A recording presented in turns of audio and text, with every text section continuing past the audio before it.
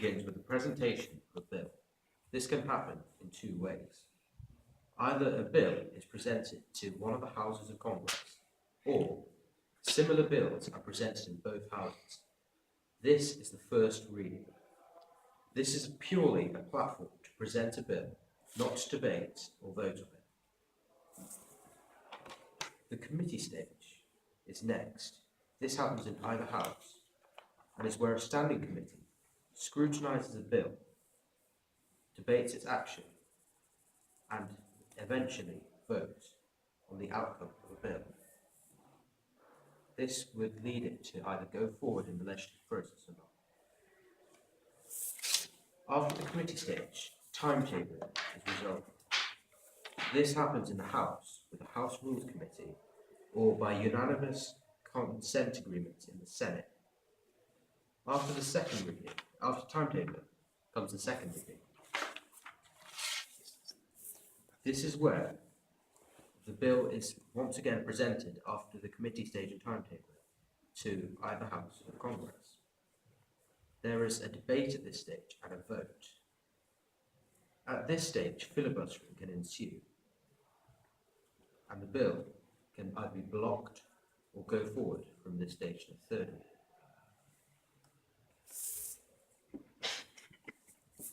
The third reading is the final debate and vote in either body of Congress.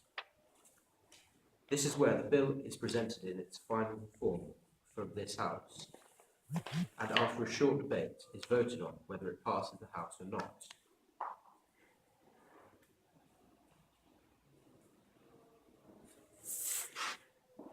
After the third reading, the bill moves on to a conference committee.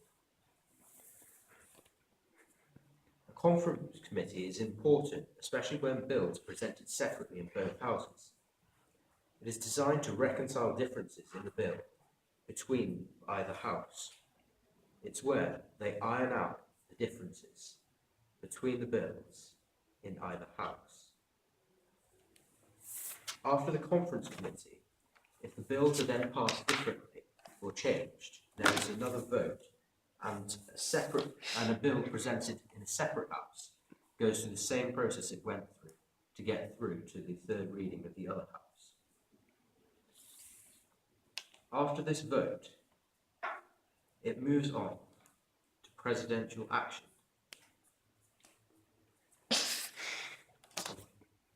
Presidential action is where a bill is presented to the President after being passed through Congress. The President at this point has a variety of things he can do with this bill. He can leave the bill standing on his desk in hopes to run out the clock for the bill. Or he could pass the bill, making it become law. Or alternatively, the President has a variety of vetoes at his disposal, including the pocket veto and the regular veto.